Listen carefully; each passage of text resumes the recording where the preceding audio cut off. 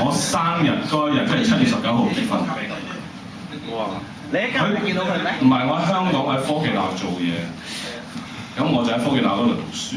哦，佢喺 Cam 啊。咁佢就做我個聯絡人，我每逢有啲咩冬瓜豆腐啦，即係要閃味啊，要 staff 先入得，咁我就求我唔知死本佢。